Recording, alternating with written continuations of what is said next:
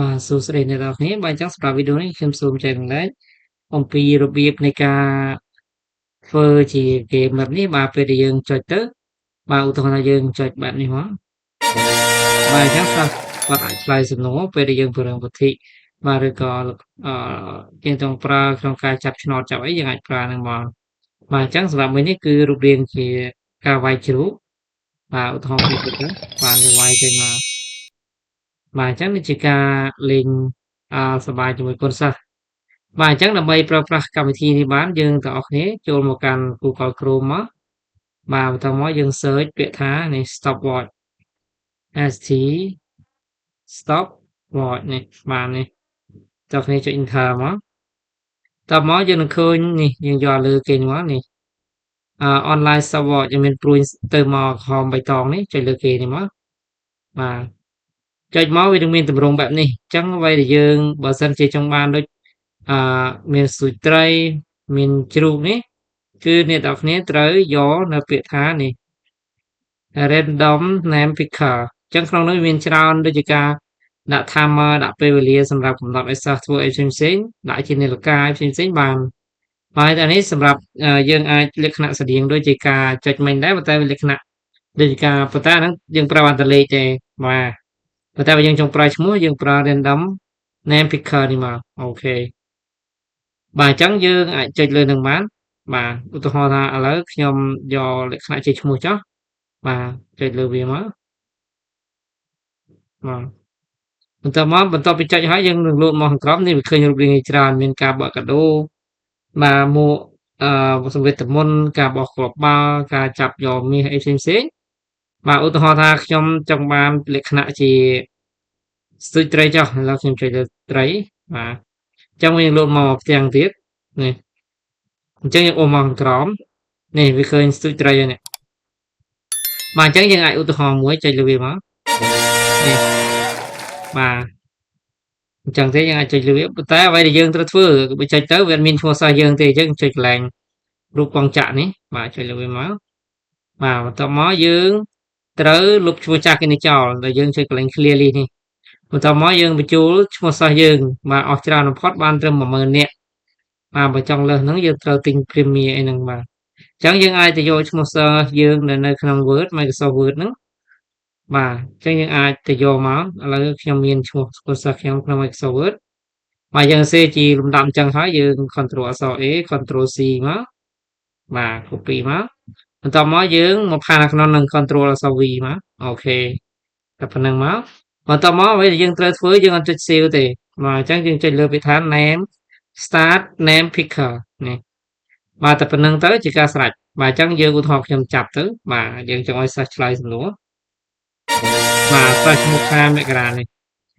ហើយយើងចំណាំកន្លែងនេះបើយើងគ្រីសកន្លែងនេះមានថាសិស្សហ្នឹងគឺ remove យកចេញពីក្នុងល្បែងនេះហើយគាត់អត់មានសិស្សស្ទួនអត់មានចាប់គាត់ម្ដងទៀតទេប៉ុន្តែបើអ្នកទាំងគ្នាខ្វែងកន្លែងនេះគេឲ្យចុចកន្លែង continue ពណ៌បៃតងនេះបាទសិស្សហ្នឹងគឺនៅក្នុងនឹងដដែលអាចមានឱកាសចាប់បានគាត់ម្ដងទៀតបាទយើងឧទាហរណ៍យើងចុចអញ្ចឹងយើងអាចប៉ះគាត់ទៀតប៉ុន្តែបើអ្នកទាំងគ្នាដាក់កន្លែងនេះពណ៌បៃតងគ្រីសអញ្ចឹងយើងចុច continue អញ្ចឹងសិស្សហ្នឹងគឺដកចេញពីក្នុងនឹងហើយมันអាចមានការស្ទួនទេបាទមកចាំបញ្ជាក់កន្លែងហ្នឹងបាទហើយការកំណត់សំឡេងអីនេះនៅកន្លែងនេះយើងបិទយើងបើកអីនៅកន្លែងនេះបាទយើងចុចទៅបាទចឹងអាហ្នឹងបាទអញ្ចឹងសម្រាប់កន្លែង random picker name នេះបាទមានជ្រូកមានអីនេះបាទគឺលេងដូចគ្នាទេបាទនេះបាទលេងដូចគ្នានេះអធ្យាស្រ័យបាទអឺបាទចាប់បន្តិចនេះបាទអញ្ចឹងសម្រាប់កន្លែងផ្សេងៗនេះនេះអធ្យាស្រ័យនេះអឺ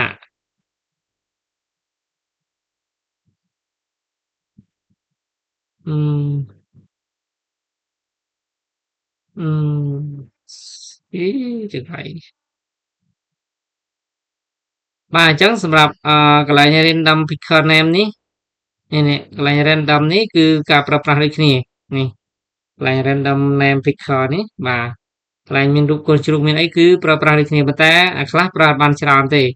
តើយើងប្រើ Premium បងលុយបាទប៉ុន្តែខ្ញុំសូមបង្ហាញអំពីការដាក់ជាប្រណាំងឧទាហរណ៍ថាយើងចាប់សិស្សហើយយើងឲ្យគាត់ដាក់ជាលេខរៀងណាយើងចុចកន្លែងនេះ Red Summer អូខេចុចកន្លែងនេះមកអូខេអញ្ចឹងវានឹងមានរូបរាងជាច្រើនដូចលក្ខណៈទាលក្ខណៈមនុស្សលក្ខណៈអីប៉ុន្តែអានេះអាខ្លះបានតែ4 5នាក់ទេដោយសារគេតើយើងបង់លុយបាទអញ្ចឹងតែអាខ្លះគេឲ្យយើងបាន100នាក់ដែរបាទអញ្ចឹងឧទាហរណ៍ខ្ញុំចង់បានលើកូនទានេះខ្ញុំចុចលើរូបកូនទានេះមកបាទហើយខ្ញុំអូសមកក្រោមពេលកន្លែងនេះ100%គឺអូខេបាទនេះអញ្ចឹងកន្លែងនេះយើងអូសតាមចំនួនសិស្សយើងចំនួនដែលយើងអាចលេងណាបាទយើងអូសបានរហូតដល់100នាក់បាទឥឡូវឧទាហរណ៍សិស្សខ្ញុំ34នាក់បន្ទាប់មកយើងចង់កំណត់នាទីថាក្នុងរយៈពេលនៅពេលលេងហ្នឹងដើម្បីឲ្យវាដល់ដឹងអ្នកឈ្នះហ្នឹងតើប្រហែលនាទីឥឡូវខ្ញុំយក10នាទីខ្ញុំចុចលេខ1ហើយខ្ញុំចុចលេខ0នេះបាទបន្តមកទៀតគឺខ្ញុំចុចលើពាក្យថាអឺនេះចុចលើពាក្យ sit នេះអូខេបាទបន្តមកនេះវានឹងឃើញបែបនេះអញ្ចឹងទេបើយើងចង់បានពេញអេក្រង់ចុចលើនេះអ្វីដែលយើងត្រូវធ្វើបន្ថែមទៀតគឺយើងចុចលើពាក្យថា start អូខេនេះអញ្ចឹងរយៈពេល10វិនាទីវានឹងឃើញទាមួយដែលឈ្នះគេអញ្ចឹងទេទាហ្នឹងគឺមិនដែរគឺយើងឲ្យគាត់ឆ្លើយដែរនេះបាទអញ្ចឹងដល់លេខរៀងទី21ឈ្នះហើយយើងចង់លេងបន្តទៀតយើងចុច rec again អូខេតែប៉ុណ្្នឹងមក